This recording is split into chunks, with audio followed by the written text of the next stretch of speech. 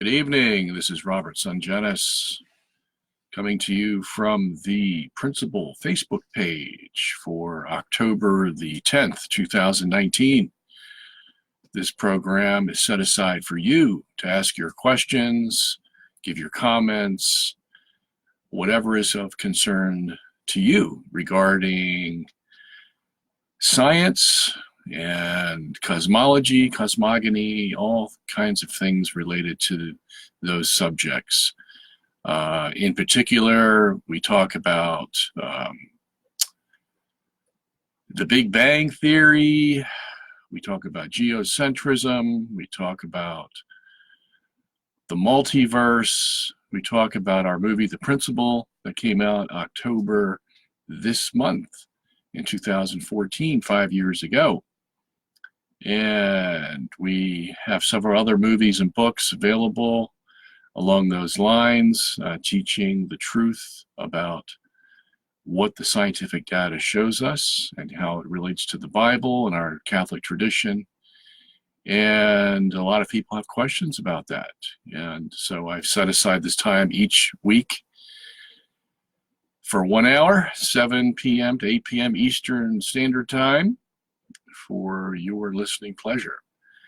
And Facebook actually records these, so if you missed the program or you want someone else to see it, whatever, they are available.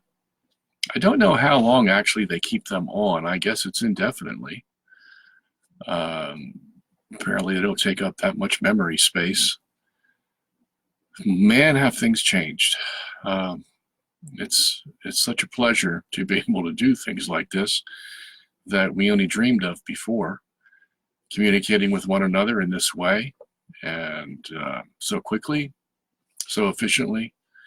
Just takes a couple of clicks and here we are. So before we get into our program tonight, I do want to advertise some products that we have. And these products can be purchased on the Principal website, which is theprincipalmovie.com. The Principal, P-R-I-N-C-I-P-L-E, not P-A-L at the end, P-L-E.com.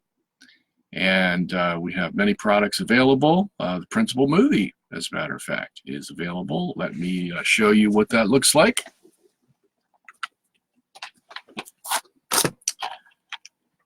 Here you go. It's on DVD and called The Principal. The Universe is Trying to Tell Us Something. Are we listening?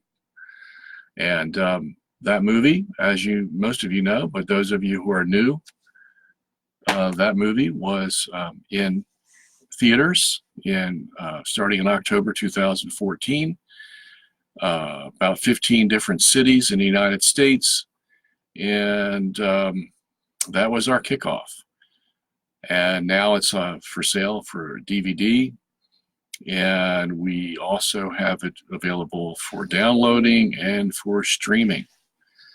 So an interesting story there. This movie showed up, our movie, The Principal, was one of the most pirated films, according to YouTube, that they have ever witnessed. They said it was second in line to another movie that was pirated a lot. But yeah, it was pirated. We'd had over,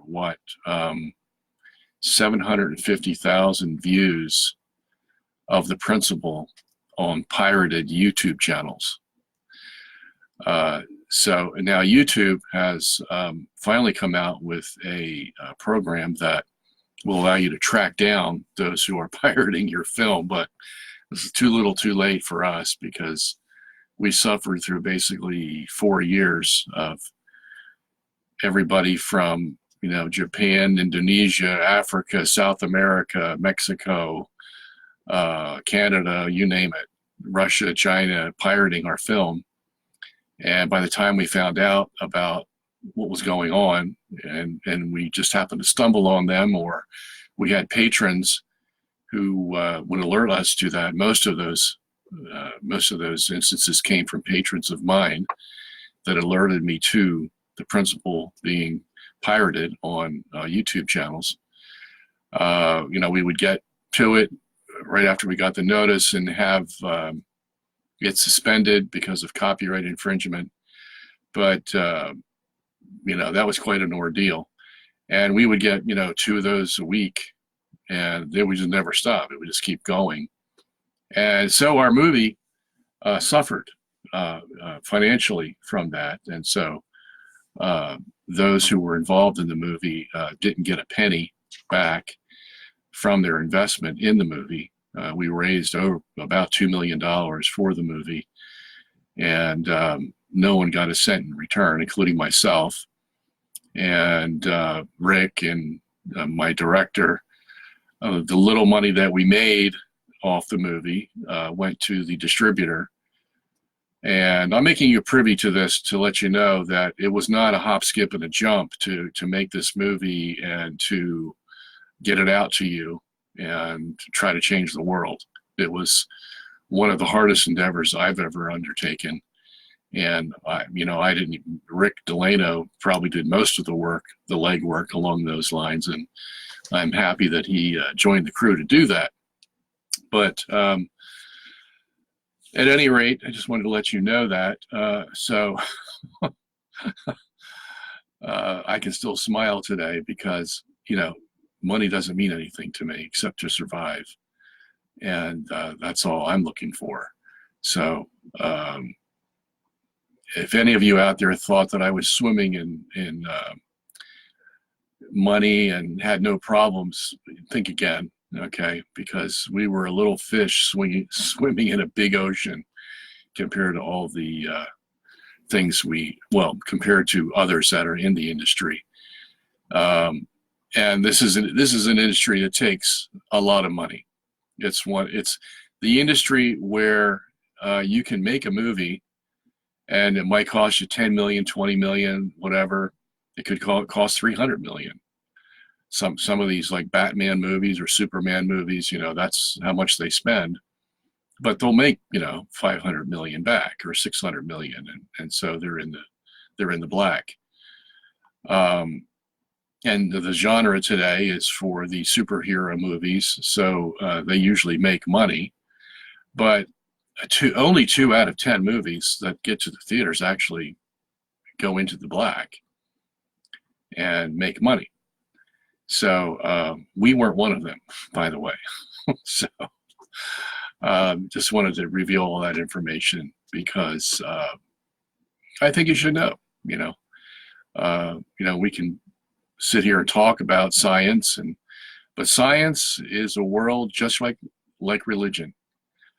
There's a lot of politics. There's a lot of people out there who don't want you to give your opinion of how to interpret the cosmos or how to interpret the data that is there, because they have an agenda, and that is an atheistic agenda. Most of our scientists today, 90% of them at least, are atheists, and that's their religion. And they support their religion by interpreting the data that they see in their telescope and then telling you what you should believe about it. And it will support evolution. It will not support the Bible's, understanding of creation in 6 days. It will support the fact that the earth is out there in the remote recesses of space and is a rock just like any other rock, only our rock happens to have moss on it. Okay? That somehow developed into, human beings. They can't tell you how. They just use this word evolution, which is kind of a catch-all phrase now. Just say the word evolution. Oh, okay, it's evolution, but nobody has the mechanism for how that works. Okay, so that's what they want you to believe. And darn if they're going to allow you, the Christian, to come in and give the other side of the story, that most or all of what they tell you is bunk, and they make it up as they go along, and it has no more truth than anything else that man speculates on. And as a matter of fact, the one intriguing thing about making the principle, writing these books and all that is From the beginning, let's say when the controversy started with Copernicus and Galileo, the secular forces have done everything they possibly could do, whether that includes lying, cheating, stealing, whatever it is, so that the story of the Copernican principle would rise to the top, and that's what everyone would believe. Now, the Copernican principle is the principle that says that we earthlings and this earth are nothing special. We're just part of the mix. We're just a cog in the wheel, and we are no different than any other planet, star, whatever out there. We all came from the same place by time and chance, and it just happens to be that we can talk about it. We can't find anybody else that can talk about it, but we can talk about it because somehow, some way, the time and chance factor increased in the odds and produced a human being. Fancy that. So here we are talking about it, but no way they're going to let you believe that there's a God behind it. There's no designer, no nothing. And that's because, as I've said many times here, mankind knows he is not living the way he should and doesn't want to face a creator, because that creator is also going to be his judge, because that creator is greater than him, you see. Once man recognizes that there's something out there greater than him, then he knows he's responsible to that creator. And they don't want that at all. So back behind all this fluff about, the Big Bang and the multiverses and black holes and wormholes and all this kind of stuff is this seed that motivates mankind, which is do anything you have to distract people from the fact that God exists. And maybe misery loves company. That's why they do it. Okay, so this world, is run by the devil, and he will do anything he can to persuade you differently into the path where you are just like them, just like the atheistic scientists. And they're going to have their time now. They'll have all the popularity and the pleasure and the power and the money and the influence and all that. They'll have it all now, but soon that will be over. Okay. Anyway, so we do have the principle, as I said. We also have, for those of you who are not familiar with it, Journey to the Center of the Universe, which is a 4.5-hour sequel to the principle. Goes into the topics that the principle just could brush upon and goes into them in depth, made for your viewing pleasure. 4.5 hours. I was the sole writer, producer, and director, and everything else for this movie. I had some help from other people, but basically my effort here to do this. We also have another movie that I just published about, 2 months ago now. Published it in August.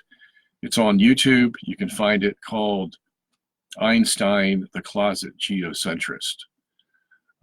Free of charge. Go there, click it, watch it, tell your friends. One of the probably most succinct and comprehensive, detailed movies I've made about Einstein. I've been following this man for the last 16 years, and there is more to him than meets the eye, let's say. Most people, know very little about him except what they're told in the universities and the great high schools and what have you. But if you know the true story about Einstein and why he did what he did, you're going to be completely amazed. I guarantee it. And that's why I call him the Closet Geocentrist. So once you get into the details there, you'll see science in a whole different way than what you have seen thus far. I strongly recommend it. we have some other movies I'm trying to make, and struggling to do that. So, as you can see, as I said, I'm not flush with money, and those days are gone. And I do what I can, and one of those is to offer this program to you, to tell you the inside story, so to speak, right from the horse's mouth. And anyway, so that's what we have available. We have also, might as well mention this, I asked Lawrence to put this up on our website at robertsongenis.com, Geocentrist for Dumpskis and Smart Kids, 10 and up. Probably one of the best books you're going to find on this subject, okay? That is available for you. All in color. A little pricey because of the color pictures that we have throughout it. So I think it's $29.95, but well worth it. You're never going to find another book like this anywhere in the world. That is for certain. Those are just not made. So anyway, they're for sale. So let me see, we're trying to get to some questions here. If we don't have a lot of questions coming in, I'll just, we'll meet another time and we'll talk about this material later. It looks like we have 3 questions in the box. So let me get to them. Let's see what we can do tonight. Ben says, good evening, Robert. What is the difference between cosmology and cosmogony? Okay, good question, because I keep throwing those terms around, right?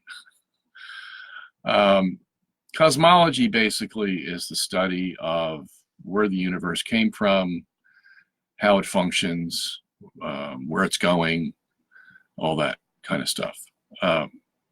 It's, cosmos is the Greek word for, the universe, the world. So ology is the study of, so it's a study of the universe. But basically, how all things fit together and function, and a lot about where it originated from is and cosmogony is very similar, but that deals strictly with the origins of the universe and the origins of man, where man came from. Okay, so that deals with the evolution, creation, debate, all that kind of stuff. And it's a little bit more, it goes into biology, paleontology, archaeology, all those kinds of things, where cosmology would not do that. Okay, cosmology would just basically show you how we got to the position of the universe being there, and then man came. Okay, and then cosmology bows out at that point and allows other sciences to take over, so to speak. Okay, so I hope that helps. Okay, Will says, Dr. Sungenis, has there ever been a Michelson-Gale sapphire oscillator experiment? Wow, you've been reading, huh, Will? Let me start that one again. Has there ever been a Michelson-Gale sapphire oscillator experiment and a Michelson-Morley sapphire oscillator experiment, both performed at the same time? Would these experiments be conclusive proof at the 5 sigma level? I'm impressed, Will, that the Earth neither revolves or rotates, but instead is motionless at the dynamic center of the universe. How much would it cost for a geocentrist to perform such a dual experiment if this dual experiment has never been performed? Are there any geocentrists performing experiments to prove the Earth does not move or is in the center of the universe? Okay. Well, a lot of questions. See, I don't know what to tackle first here. Let me go back to the beginning. Has there ever been a Michelson-Gale sapphire oscillator experiment and a Michelson-Morley? Okay, so no. Okay, so that's a good question. Shows your thinking there, Will, because all sapphire oscillator experiments are designed from the Michelson-Morley design. And that is basically you have two sapphire oscillators that send their beams out, and they are perpendicular to one another, okay? Perpendicular. All right, and that's exactly how the Michelson-Morley experiment was set up. You had perpendicular beams of light, okay, and they would be, would be sent and bounce off, and then you had another light beam that would send and would bounce off, and like 6 times or so, okay, and then where the intersection occurred, you could tell if there was going to be any lag in the speed of the light beam in one of those perpendicular directions as opposed to the other perpendicular direction, okay? And that was a great design. That's the genius of Michelson to put that together like that. And so they've been using that design for every Michelson-Morley type experiment that's ever been performed. And they've done dozens of them. In the early 20th century, the first one was done in 1881. The last one, almost 50 years later, was done in 1930 by a guy named Joos, Joos. And all of them, all the same, they all came out with the same results, okay? Now, a Michelson-Gale experiment is different because you're not going to use this perpendicular system, okay? What you're going to do is you're going to have a light beam go around in a circle, okay, or a rectangle, okay, and then you're going to have another light beam go the opposite direction in that rectangle or in that circle, okay, and then you compare the speed of those two beams. All right, so nothing perpendicular about that. All right, so now the reason they use sapphire oscillators, now I'm doing a segue now from the Michelson-Gale experiment. The reason they use sapphire oscillators is because, especially in a vacuum, those sapphires, if there's any change at all in the speed of light, those sapphire oscillators are so sensitive. They vibrate back and forth very fast, and if there's any impedance to the light beam, they're going to go just a little slower, okay? And so that's why they can get to 10 to the 15th power in accuracy, okay?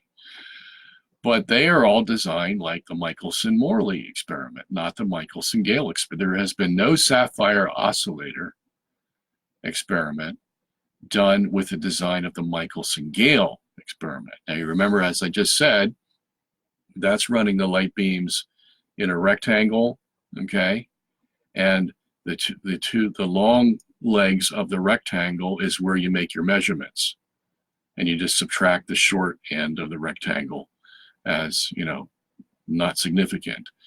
So if that light beam going this way is going slower than the light beam at the other leg of the rectangle is going this way, you have the result you were looking for. And that's what Michelson and Gale found, okay? That the one of the legs of the rectangle was going faster than the other one. One of the light beams in the rectangular leg was going faster than the other one, okay? So that told him what? I mean, that told him that something was impeding it, okay, in one direction and not the other direction.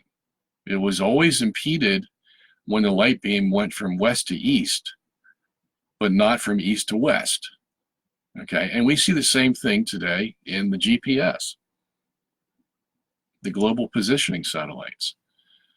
Whenever a light beam, or let's just say electromagnetic beam, is shot or discharged from a GPS satellite in the west, to a GPS satellite in the east. And this has to happen because basically the GPS is a conglomeration of 3 GPS satellites and 1 ground station. So you have 4 coordinates. And in order to make the triangular coordinates for the GPS in space, you have to send the electromagnetic beams from west to east and east to west. And that's just what happened in the Michelson-Gale experiment. Same thing, you see. And what do they find in the GPS? Well, they found that electromagnetic beams that go from west to east are slower every time, every day, without fail, than electromagnetic beams from the GPS in the east sent to the GPS in the west, okay? By like 50 nanoseconds. And that's pretty significant, you know? So what does this tell us? Well, it tells us the light goes faster in one direction than the other, okay? The question is, how are you going to explain that? Well, special relativity is going to have a great difficulty in explaining that, because special relativity says there should be no difference in the speed of the light being going west to east as opposed to east to west. All right. So there you go. Now, but you know what they do, and we've gone over this before, I believe, and it's in our movie. What they do to hide this fact from you is they will program the GPS satellites with what they call the Sagnac correction from a scientist named Georges Sagnac, French scientist, S-A-G-N-A-C, in case you want to look that up. And they will correct the computers to accommodate the 50 nanosecond overlap that you get from east to west as opposed to west to east. And then they'll come out and they'll say to you, wow, the GPS supports special relativity because there's no difference between the speed of the 2 light beams. Okay? This is the kind of malarkey that goes on in science today, because Albert Einstein is their God that they worship, and they're not going to let him fall. Now, he may fall because evidence is accumulating that his theory doesn't hold a glass of water. Okay? But that's, you know, what they're going to do to support Albert Einstein and the idea that the speed of light is always the same. They're going to adjust the computers to show that result. That's what happens with the GPS. And don't take my word for it. Go read the book that I wrote, Galileo Was Wrong. All the information is in there from scientists who know much more than me. I just basically read what they said, put it down in the book for other people to be educated to it. All right? I'm not the one who made this up. And these are qualified scientists. And, you know, one of them, he just died a couple days ago. His name is Ronald Hatch. And God rest his soul. He was coming closer, as I talked to him, he was coming closer to believing in God, and used to quote from the Bible to me in the later years of his life, and he hadn't done that before. And I had had regular conversations with him on email up until the time that he died. But anyway, he worked for a company called Navcom Technologies in California, and they were hired by John Deere Tractor Company to make it possible to drive a tractor unmanned. That tractor would be guided by the GPS satellites, okay? And if that's the case, then Ron had to go in there to the computer program of the GPS to make sure that it would drive this tractor, and it had to do it precisely. There could be no mistakes, because that tractor has to go down one direction in the field and plow the field, and then it has to turn around and go back the opposite way, and it has to be right next to the furrow that he just made. Okay, you can't have him zigzagging around, you know, making furrows, because you won't be able to plant your crops. So He had to go into the GPS computers and get their line code and see what they did, so that he could program the John Deere tractors to coincide with the GPS information. And what he found, he's the one who found it, that they pre-programmed the GPS with the Sagnac correction so that the speed of light was always the same. Okay, so there you have it. As I said, I'm not making any of this up. All right, it's true. So, and that's what the Michelson-Gale experiment found. Same thing when Michelson, with a much more primitive apparatus in 1925, did his experiment. And what's interesting? In my book, I have a clip from the New York Times for January 25th, 1925, because Michelson and Gale and Pearson, there were 3 men involved, did their experiment. I think it was early January 1925, and the results had come out, and the New York Times did an article in that 4th week of January. And it's amazing. I wish I should have thought about this before and brought the article up so you guys can see it. But the article says, if I remember correctly, Einstein's theory proved. Michelson shows different speeds for beams of light in his interferometer. And I'm going, what? And see, because everybody knew that if Michelson found different speeds for the 2 beams of light in his apparatus, that it would disprove, absolutely disprove Einstein's special relativity. Okay, that should have been the headline. Michelson finds different speeds of light in his interferometer, therefore Einstein's special relativity is disproved. That would have made headlines all over the world, of course, because by this time Einstein was a god. He was just revered like no other scientist has ever been revered, including Isaac Newton. Okay. And then it's a lengthy article they go through telling you how it was set up and how Michelson had been doing this for 40 years and blah, blah, blah. And he says he never, how did he put it? Anyway, but even Michelson capitulated, you see, because with the Michelson-Gale experiment, it was tough on Michelson, even him, because he had always thought that the answer to the Michelson-Morley experiment that didn't find a significant fringe shift in the experiment, a significant difference in the speeds of the 2 light beams, was because the ether was moving with the Earth. The Earth wasn't moving against the ether. That's the only explanation you could come up with. Because if the ether is moving with the Earth, then there's not going to be, there shouldn't be any difference in the speeds of the 2 light beams in his interferometer. Okay, so he figured that would be a good solution. And he believed that his whole life. And that's why he kept doing the experiment, because he wanted to find this ether. Okay, and he had to find it in the right amount, but he was never able to.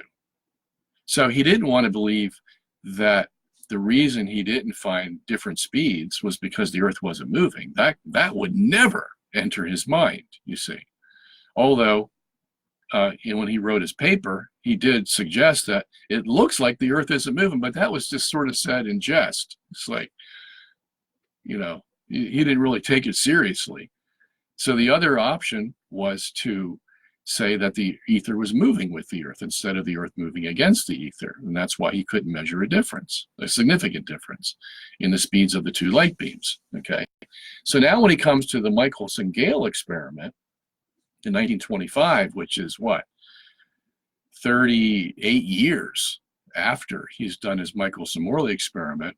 He says, and I don't know why this occurred to him, but he goes, well, let me test for the rotation of the Earth instead of the revolution of the Earth around the sun.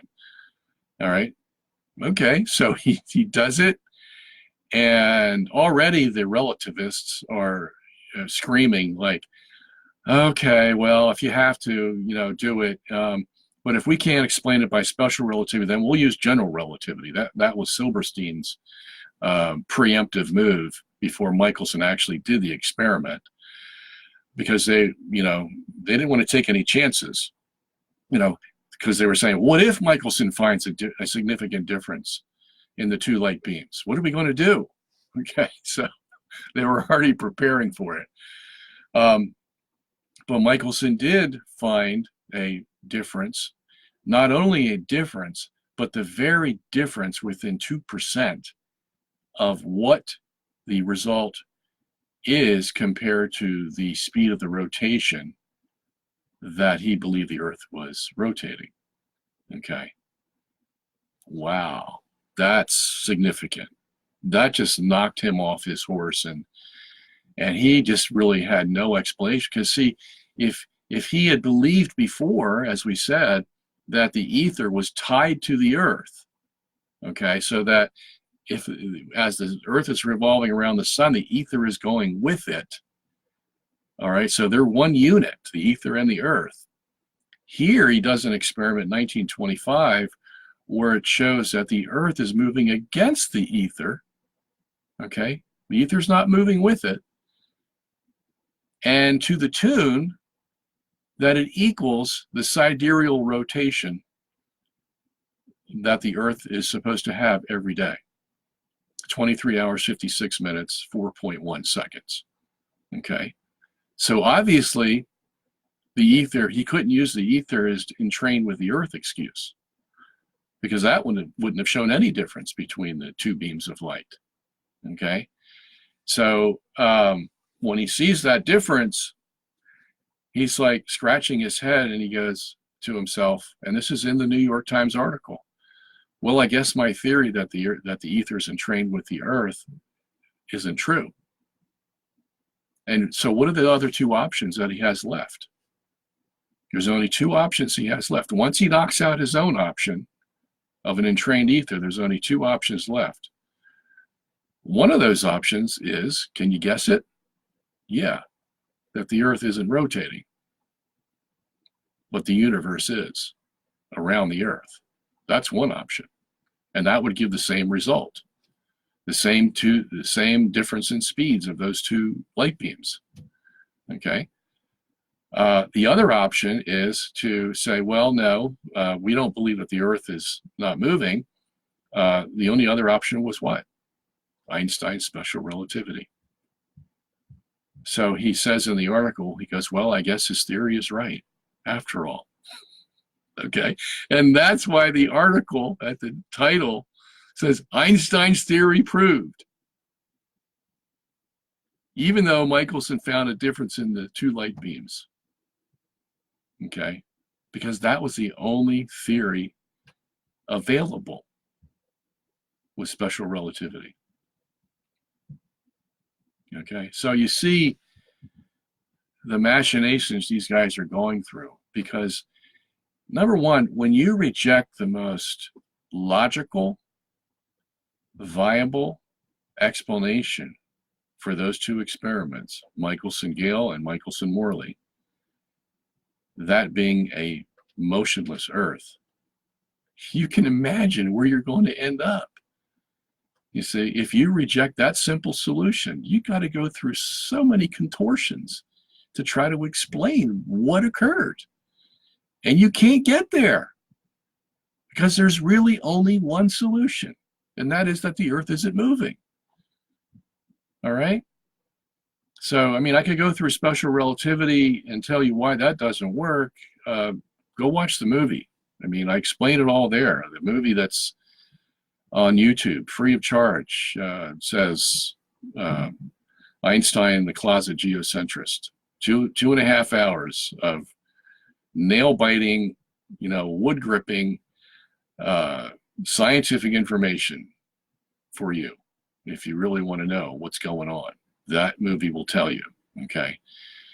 So let me see if I have answered all of your questions here. The first one is, is there a Michelson-Morley sapphire oscillator experiment? No.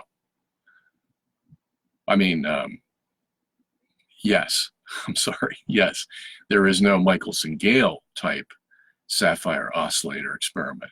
No one has done that yet. And I just wonder why. Because the Michelson-Gale experiment sticks out like a sore thumb in the history of science. Okay? I think there was only one other guy that did a Michelson type experiment and found the same results. But you would figure if they really want to find the truth, that you would have people clamoring to do this Michelson-Gale experiment with the sapphire oscillator. Okay?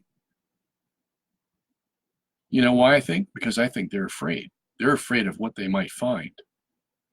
I mean, I can't think of any other experiment that modern science should be doing right now, if they really want to know the truth, than a Michelson-Gale sapphire oscillator experiment. That would seal the deal. Okay? Now they do the Michelson-Morley sapphire oscillator because why? Well, because they always end up with a null result. And then what they'll do, this is how they interpret the evidence. Instead of saying that we get a null result, that is, there's no difference in the speeds of the two light beams, because the Earth isn't moving to create a difference in one of the light beams, they'll say, oh, well, there's the Lorentz factor of the special relativity theory is proved once again, because there is no difference in the speeds of the two light beams. In other words, they use it to try to prove special relativity, because special relativity says that there shouldn't be a difference in the two light beams. Okay, what's the problem with that though? Well, the Earth is moving, and so it should be affecting one of the light beams, the one that's going in the same direction that the Earth is supposedly moving. It should be affected, okay, but it's not. And so they use this fancy term, well, the Lorentz factor is undisturbed because we don't have the two light beams with different speeds, and therefore special relativity is proven. You see, it all depends on who holds the cards. It's going to make the interpretation of that. Because someone could come in there and say, it doesn't prove special relativity. You guys are living in a dream world. Okay? You have to prove that that special relativity is the reason those two light beams aren't going at different speeds. Especially if the Earth is moving, that you think it is. Okay? I can come in here, I can say, well, the reason there's no difference in the two light beam speeds is because the Earth isn't moving. Obviously. Okay? Well, yeah, of course, you would be called an idiot if you gave that proposal. And then if you said, well, the Bible, how do you know? Well, the Bible says so. Well, the Bible? Come on, we live in the 21st century. You still believe the Bible? Yeah. See, that's you reach an impasse at that point. You can't even talk scientifically to these people anymore. They just, fluff you off. And anyway, so if you had a Michelson-Gale sapphire oscillator, it would be at least at 5 sigma, definitely. Okay, and that's why they won't do it. Okay. How much would it cost to do that? Well, it'll cost a few $1 million. Okay. Building a sapphire oscillator correctly in a vacuum chamber, yeah, you're talking millions. And then setting it up right and setting it in the right place and all that stuff, yeah, not something you could do in your home laboratory. And you say, are there any geocentrists performing experiments to prove the Earth does not move? No, there are not. Not that I know of. Okay, so, all we have basically is information. I've got the information out there.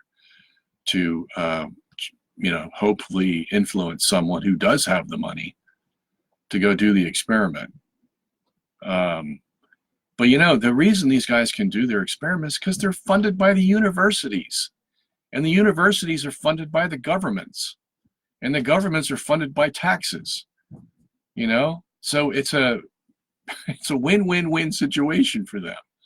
Here, you want some money? Okay, here, I'll give you some money. Make sure you vote for me come election time too, by the way. Okay? Yeah. That's how the universities get their money. And, they can afford to do these experiments. Like the Large Hadron Collider in Europe. My goodness, what did that thing cost? $10 billion, $15 billion? Where do they get this money? They get it from the universities, from the governments.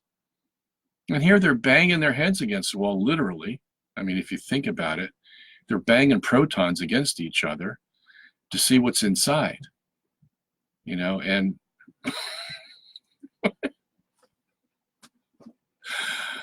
I mean, it's just, boy, if I had that kind of money, first thing I would do is I would build a Michelson-Gill sapphire oscillator experiment. First thing I would do. Okay, so I play the lottery. Every day I buy one ticket. So pray for me that I can win well, I shouldn't say that because it's all by chance. But if I do win the lottery, that's where my money's going. Okay, so I take my $1 spin every day to see if that is in the cards, so to speak. So we will see. All right, to be continued. All right, see what else we got here. Jordan says, can you talk more about the tradition of the Catholic Church and creationism? Yeah, I can talk more about it. I could spend the whole night, several nights talking about it. I'll just give you the basics. Maybe you already know them, but maybe I might say something you don't already know. And that is, the Greeks before the fathers talked about evolution. They didn't use the word evolution, but they talked about molecules being the basic substance of life, and they used the word atoms. That's where we get the word atom from the Greeks. And they talked about these little particles somehow coming together to make things, and then voila, you have biological life as well. So, this idea is old, okay? And it's going to be the place that people go who have decided that Scripture is not where they're going to go for their truth, okay? So naturally, they're going to find something somehow to try to explain how everything came to be, just natural, what they're going to do. And their big competition, of course, is biblical revelation, because the Bible claims that it's not written by men, it's inspired by God, who's really the only one who would know what happened in the beginning, you see. So we have a leg up on them to begin with. We're making some audacious claims, okay? We're basically saying that you can go and examine the insides of things until you're blue in the face. You can go build your Hadron Collider for $10 billion and smash protons together and find out what's inside till you're blue in the face. You're never really going to know what the truth is, okay? Because you're always going to be making assumptions, and then you'll find some other data and you'll have to change your assumptions or your theories or whatever, and hopefully that you think you've hit it, okay? And you'll never know, because science starts from a finite position, so it's surely not going to get to a comprehensive, we know it all position. You can't do that by adding 1 to 1 to 1, because you can always add one more to the highest number you think you've got, okay? And that's just the way science works. But anyway, the Greeks were the first ones, and the fathers, because they believed in Scripture, all right? That was their authority. The Scripture makes it plain. If you read the words plainly, and you don't try to hop, skip, and jump over them to get to your preferred interpretation, the Scriptures are plain. That God spoke the world into existence, ex nihilo, out of nothing. And there it was, whole, in its substance, as Vatican I says to us. God created it in its whole substance, okay? It didn't come out in parts, and then somehow, as time passed, the parts came together. No. All the fathers believed that not only was it made out of nothing by God speaking it into existence, okay, that it was done in 6 days of 24 hours each. All the fathers say that. All right? There was no disagreement among them. And the only variation we had was with Augustine, and because he had a second interpretation. And he says, well, you know, it's possible that it all happened in one day, one instant, where God just spoke it all into existence at one time. All right? And so I don't know why people try to go to Augustine to support evolution, because he was even worse than the other fathers for their argument. The other fathers at least gave 6 days. Augustine only gave 1. Okay, and everything was made. So you're not going to find any support for evolution in the fathers. Okay, and so that's where it begins with the Catholic Church. And if you're going to go against the fathers, you better have some hard evidence. You know, not speculation, not theories, things like that. You better have some hard evidence. And there is no hard evidence. I mean, come on. I mean, by the 1980s, the two top evolutionists in the world, Etheridge and Gould, were saying, look, we can't find the fossils that we need to support evolution. They're just not there. No transitional fossils. Okay? So Gould from Harvard, used to teach biology at Harvard, came up with this idea called punctuated equilibrium. Fancy word, huh? Yeah. All it means is that the so-called transitional fossils transition so fast that no fossils could be made of them. All right? And they were, you know, they were placed at specific points in the evolutionary scale. That's where he gets the word punctuated, okay? And that's how he explains why there's no fossils to support evolutionary theory. Now, one thing I have to give to Gould was, at least he was being honest, okay?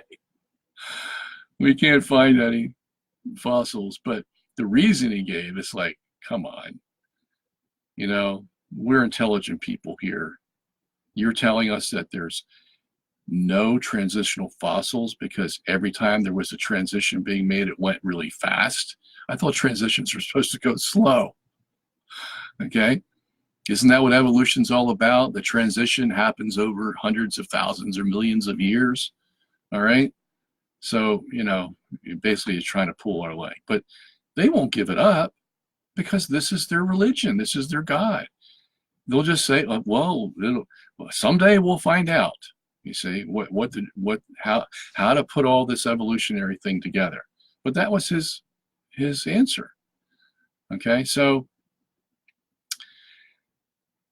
you know, where do you go from there? I mean, the Catholic Church, getting back to that, you know, the fathers said what they said. Lateran IV, Council Lateran IV, and Vatican Vatican Council I, both supported creation ex nihilo, excuse me for that bad word, creation ex nihilo, and that these things were created in their whole substance was what Vatican I added to Lateran Council IV.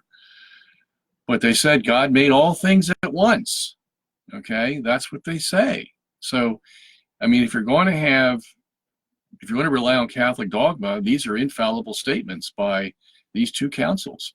Now, I wish they had said that he did so in 6 24-hour days. Okay, that would have been, you know, like the bow on the gift. I mean, you really can't get around it then. But there's a little ambiguity in what they said. I mean, they said it all came at once, made by God, but that they didn't get into any specifics. And so when the time came where we were going to need those specifics, that's where the enemy attacked. Well, these weren't really literal days of 624 hours, Even though the fathers had agreed in consensus that that was the case, you'd had these Catholic liberal theologians back there who already believed in evolution. They already believed it. They were trying to find some way, hook or crook, that they could get sanction from the Catholic Church. Okay? And the one sanction they got was from the Pontifical Biblical Commission of 1909, who gave a rhetorical question, basically, and said, are the days of Genesis literal, or can they be interpreted in some other manner? And the answer they came out with was a duality. They said, well, you could interpret it as 24 hours, but you could also say that it's a certain length of time. Yeah. Look, it's either one or the other, okay? It can't be both. So they did us a disservice, no matter how much they tried to be faithful to the tradition. Okay, basically they threw up their hands and said, well, we don't know, so you can interpret it either way you want. This was under Pius X, no less. Okay, so that caused a lot of problem, because that just suggests to someone who already believes in evolution, well, if the church can't come down hard and say, no, it's 24 hours and it's not a certain length of time, well, that you can just see the wheels turning in their mind. Well, yeah, okay, it doesn't have to be 24 hours. What could it be? Yeah, well, it could be 1,000,000 years or 5 billion years. Who knows? Okay, that's what they did with that passage. And that was a time when the Pontifical Biblical Commission was an authoritative arm of the church. But their authority basically said, well, we're going to use our authority to say that there's no definitive answer. You can use either one. It would have been better if they didn't say anything at that point. Okay. And that just started us down this road of total speculation. That's when Teilhard de Chardin came in and with his evolutionary theories, and basically he corrupted probably the whole world of Catholic seminaries to follow him.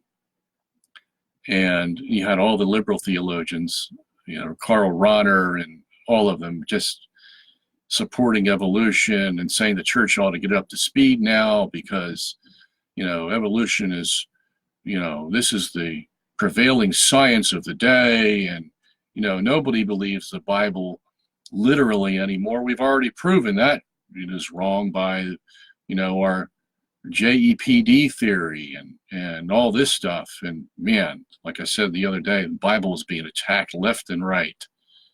So it was a two-pronged attack. You make evolutionary science look credible, and to demote the Bible from having any authority whatsoever in regards to cosmos or on Earth or whatever.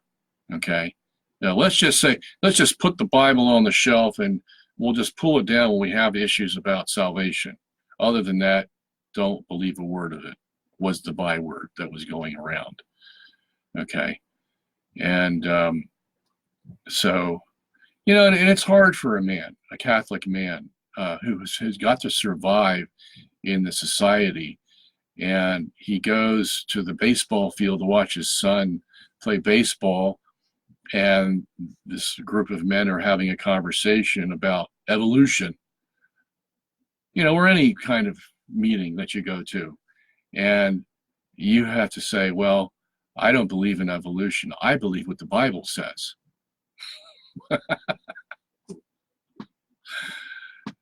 Not that I think that's funny. I think it's very sad that these men are not going to accept, unless they're Christians.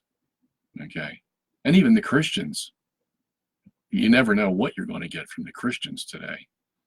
Okay. The so-called Christians who claim they believe the Bible is the Word of God. But somehow when it comes to certain passages they don't like, they don't, because they've already got a preconceived idea in their mind, out goes the Bible. Okay.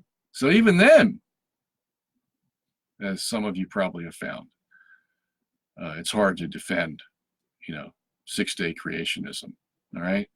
One thing I am glad about is, our Protestant brethren, how much work that they have put into this for the last, since Henry Morris back in the 60s when he wrote the Genesis flood. So we're going on, 60 years now of consistent scientific research by Protestant creationists who put the Catholics to shame. Yes, the Catholics to shame, because all the Catholic professors, Notre Dame, Loyola, whatever, they're all evolutionists. Okay? They're all evolutionists who claim we can't interpret the Genesis chapter 1 and 2 at face value. But the Protestants still hanging on to it. All right? And unfortunately, they get the name fundamentalists, like Carl Keating. His book, Catholicism and Fundamentalists. Well, that's where his attack is going, against the Protestants who take the Genesis chapter 1 and 2 at face value. And so he says, well, they're fundamentalists, you see. And what does Carl Keating believe? Well, he believes in evolution. Yes. Okay. And so what's ironic about this is, who were the original fundamentalists of the Bible?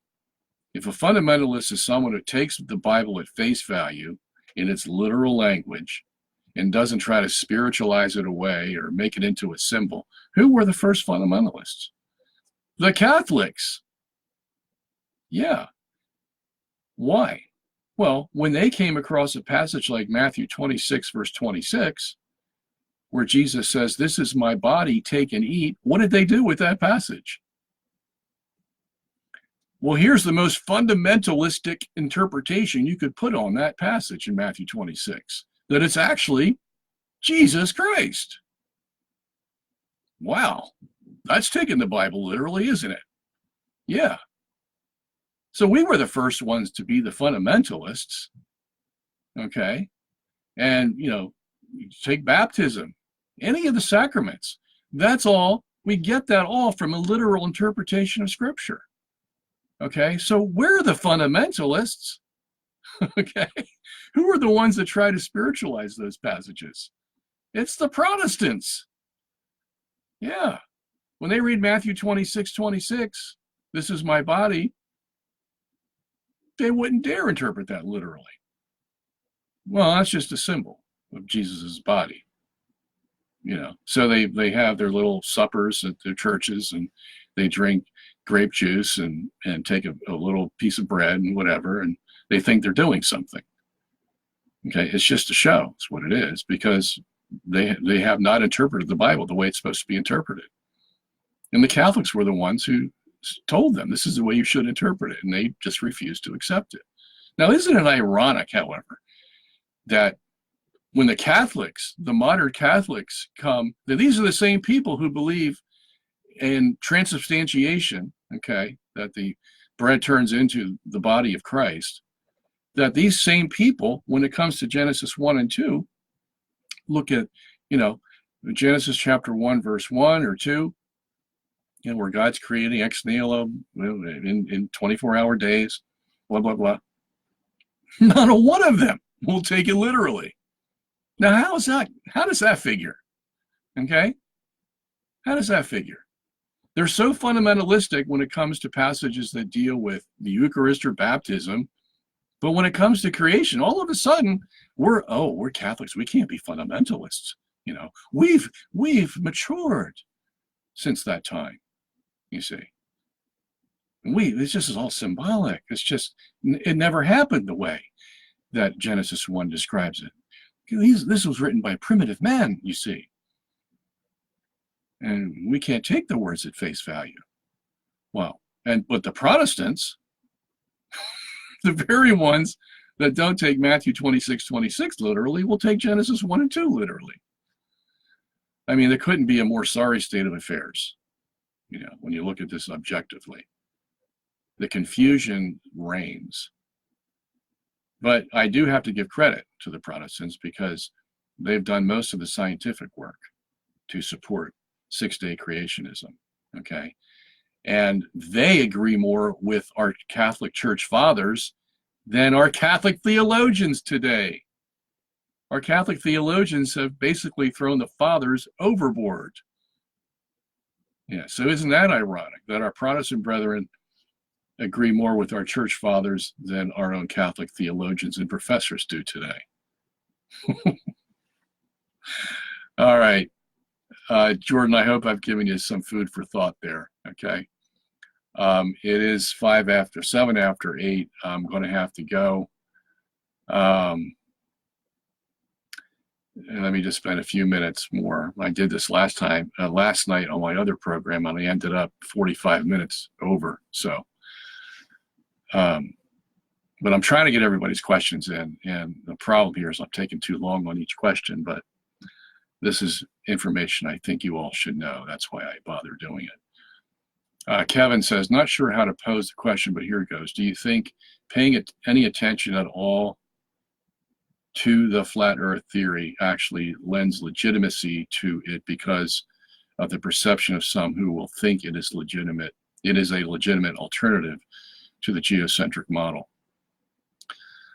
Would it maybe open up a can of worms such as the hollow earth theory or parallel universes? Well, Kevin, that's a judgment call. You know, I said no to that question, and I ended up writing a 740-page book against flat earth.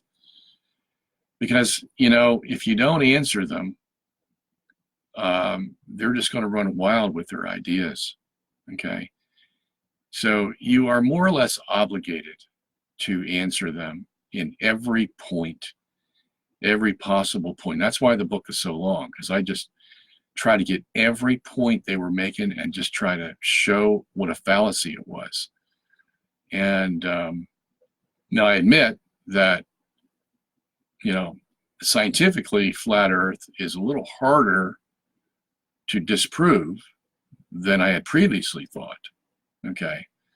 Because you're talking about a lot of different factors that go into making a judgment about this. So you'd have to read the book to find out what I'm talking about.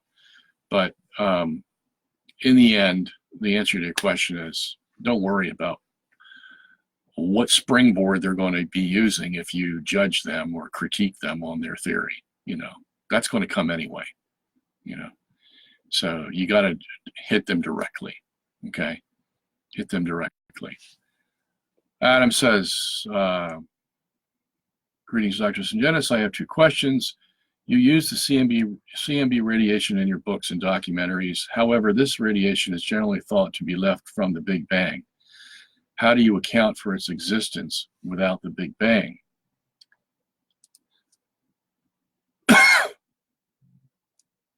I don't know if your second question is related, but I want to read it.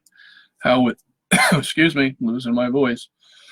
How would you respond to someone like Dr. Hugh Ross, who started Reasons to Believe? He argues that you couldn't get light from the distant stars within days or even years, and that it would take often billions of years for us to see their light. Does this pose a problem for a young universe? Okay, so let me deal with your second question first, okay? Because that'll lead right into the first question. The reason Dr. Hugh Ross, and I debated him on a radio station a couple of years ago, and he is as evasive as one could possibly be when you try to pin him down to make his theory work, because he's one of those guys that, you know, what he has a semi-literal interpretation of Genesis 1. What he will do is he'll say, well, you see, the light that was created first on the first day is really the sun and the stars that were created on the 4th day, okay? And so he conflates the 2 days. Instead of taking it literally as it's written, wherein we have 2 sources of light, one for the first 3 days, and then we have the sun and the stars for the next 3 days. No, they conflate those because, see, They don't know what to do with that light that came on the first day. And it's a bother to them. Okay, so they'll say the sun and the stars are made on the first day, and we didn't see them until the fourth day because there was this sort of cloud that was blocking them. Because of a meteor explosion or something. I forget exactly how he has it, but this cloud, and then this cloud dissipated by the fourth day, and we could see the sun and the stars. You know, I mean, that kind of interpretation I do not respect at all, and I have little respect for Dr. Hugh Ross and his trying to put forth that theory as a legitimate interpretation, face value interpretation of Genesis 1. I just think it's ridiculous. Okay, if you're going to interpret the Bible literally, then take what the Bible says and stop trying to mix things up to fit the theory that you want to promote. Okay, we're not interested in that. We're interested in what the Bible says. So you either take it literally or don't, but don't give us this mixture wherein you can play around with it to sort of fit the mold that you've already preconceived in your idea. Okay? All right. So now, the reason Hugh Ross wouldn't allow light to travel at superluminal speeds is because he doesn't believe in geocentrism. Okay? He still believes in Einstein's theory of special relativity, where light was limited to c, 186,000 miles per second. All right? But you and I, we know where that theory came from. We know why Einstein limited light to 186,000 miles per second in special relativity. Why was that? Go watch the movie. The one I put on YouTube. Einstein, the Closet Geocentrist. You'll find out why. Because, very simply, he didn't want to accept the evidence from the Michelson-Morley experiment that the Earth wasn't moving in space. The alternative to that is to say that light speed doesn't change and can only go 186,000 miles per second. Okay, that's your other choice. So it was up to him. He either believes the Earth isn't moving, like the Bible and the church say, or you make up another theory called special relativity and you say the Earth is moving, but the speed of light is constant. That's how it works. Okay, so that's where Hugh Ross is coming from. Why? Because he won't accept the Bible's literal words that the Earth isn't moving. Yeah, when he comes across those passages in the Psalms or Ecclesiastes or Joshua, he just dismisses them and accepts that the Earth is moving and then tries to explain those passages away. Some fundamentalist, huh? Yeah. He'll only take literally what passages he wants to take literally. The rest he will dismiss, conflate, reinterpret, spiritualize, allegorize, metaphorize, whatever. Okay? That's what they end up doing. He's one who's most guilty of that.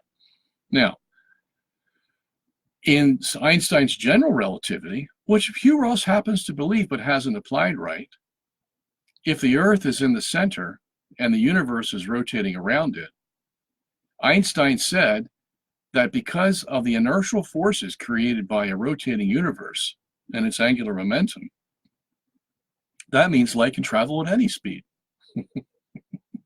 Okay? Einstein said that. Again, go and watch the movie. Okay? Einstein, the Closet Geocentrist, because I show you from Einstein's own words that that's what he said.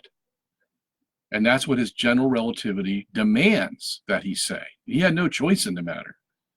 And he was kind of, sad about that. That the very theory he had created, special relativity in 1905, was overturned basically by his general relativity in 1915. And that special relativity that he created to keep the Earth moving was superseded by his general relativity that said the Earth could be motionless and the universe could be rotating around it. Why? Because if you live in a relative universe, you can't say that that can't be a possibility. Either you have a motionless Earth with the universe rotating around it, or you have a rotating Earth in a motionless universe. Pick one, because relativity will allow you to pick either one of them. That's the nature of relativity, you see. So if you pick the one where the Earth is still and the universe is rotating, what's going to happen? That rotating universe is going to create inertial forces, centrifugal Coriolis and Euler forces, that are going to affect the speed of light, so that the speed of light now is not limited to 186,000 miles a second. Neither are objects limited to subluminal speeds. Any object can move at superluminal speeds. Why is that? Well, if Einstein's theory says that the universe has to rotate daily around a fixed Earth, well, then he has no objection to saying, well, they must be moving at superluminal speeds. Otherwise, they couldn't complete their rotation in 23 hours, 56 minutes, and 4.1 seconds of sidereal time. See, so he's trapped. His relativity theory trapped him into believing in geocentrism. And if you believe in geocentrism, where you have a motionless Earth, then the farther away that the light beam is from Earth, the faster it's going to move. Why? Because the farther you are from Earth, the more inertial forces you're going to have. Okay? We all know that by going on a merry-go-round. The closer you are to the center of the merry-go-round, the less force there is to push you off. But if you're on the rim of that merry-go-round, you know how powerful that centrifugal force is to push you off. Okay? And those forces affect the speed of light. Einstein admitted that in his general relativity theory. So what am I saying in conclusion? I'm saying that geocentrism is the only theory. Well, I'm not going to call it a theory. It's the only plausible. No, I won't use that either. It's the only scientific system that answers why the stars can be created on the fourth day and their light comes to Earth on that very day. Why? Because geocentrism is the only one that allows light to reach superluminal speeds. Okay? But Ross doesn't believe. He doesn't want to believe in it. He's stuck in the mold that he's created for himself, and that's where he's going to stay. Okay? So that's why he wouldn't believe in it. All right, so let me go to the first question about the CMB radiation. CMB radiation is generally thought to be from the Big Bang. How do you account for its existence without the Big Bang? All right, I don't have to account for it. Okay, it's there. All right, it's there. So that means that it was created with the universe when the universe was created. Just like the stars are there, the planets are there, the sun is there, you know, nebulas are there, comets are there. Where do they come from? They came from God's ex nihilo creation. Okay, so the universe was created with a cosmic microwave radiation. Now, the evolutionists, Big Bangers, want to apply the word background to it.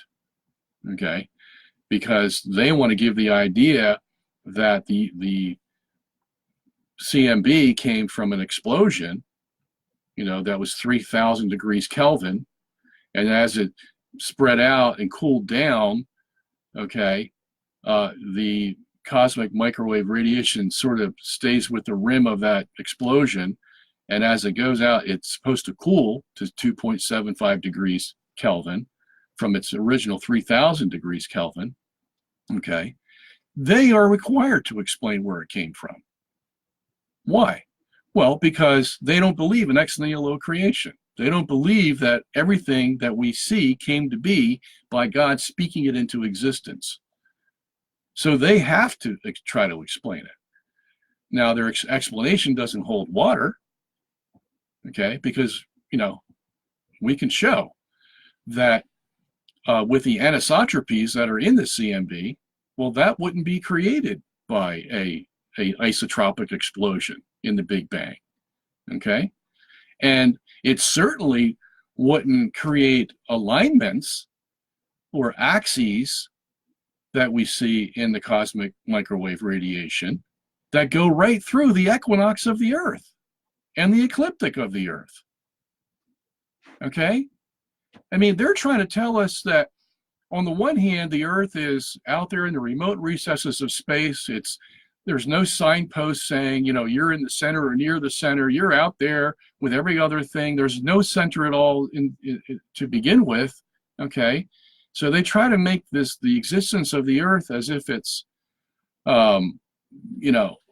there's no rhyme or reason to where it is. It's just out there somewhere. Okay? But then on the other hand, they see this cosmic microwave radiation lining up with this Earth as if it's in the center of the universe. I mean, think about this. Okay? This ubiquitous, pervasive radiation that is all over the universe has an axis going through it. And that axis lines up with the Earth's ecliptic. From one side of the universe to the other side of the universe. Okay? My friend, that doesn't happen by chance. All right? And they're so disturbed by this evidence, as Lawrence Krauss admitted. He says, this should not be. Or maybe we have our whole understanding of physics upside down and we don't know what we're talking about, is his other alternative. Yeah, I'd say both. Okay? He doesn't know what he's talking about. You see, because we've been given the initial knowledge that we need by revelation. And then we have something to build upon. We have a solid foundation, and then we can build upon it, which is what I've been trying to do for the last 16 years. Okay? But these guys don't have a solid foundation. Okay? The Big Bang Theory has been so patched up in the last 30 years that you can hardly recognize it from when it first came out. The inflation, dark matter, dark energy, superluminal expansion, multiverses, all this stuff that they have to keep adding to it to somehow hold it, prop up its crippled body so that it doesn't fall down. Okay? Geocentrism doesn't have to do that stuff because it has a foundation it builds upon and uses scientific knowledge and uses the foundation to interpret that scientific knowledge that we get, scientific data, you see. So I don't have to explain where it came from except the fact that God created it. But what I do want you to know, and I want the whole world to know, is that it's not just something that's out there. It's something that's so precisely created that it has two axes that go through the Earth. One at our 23.5 degree axis and the other with the equatorial axis that runs through the rest of the universe. Okay, brother, that's something that you should think about. That's the way it was created. Okay? That's the way it's created. And that points right to a creator, doesn't it? Because that couldn't happen by chance. Microwave radiation with two axes, the quadrupole and the dipole within 23.5 degrees of each other, and Earth as its center. This is why God says in Romans chapter 1, the evidence of God's existence is as clear as day. All you need to do is look at the universe, and there's a creator. There's a God. And God says, it so well because of what I've created, that you also know that you have to honor and worship me. Yeah. And then Paul says, therefore there will be no excuse come judgment day. Okay? And this cosmic microwave radiation is one of the greatest things that we have discovered in the universe since the dawn of time. Okay? Since the dawn of time. So there you have it. Okay? I think I've answered everybody's question tonight. All right. Only 25 minutes overtime. All right. So we will see you again next Thursday, which would be October the 17th at 7 p.m. to 8 p.m. Bring your questions about science, cosmology, cosmogony, and all those things, and I will be happy to help you understand them. Until then, next time, may God bless you all.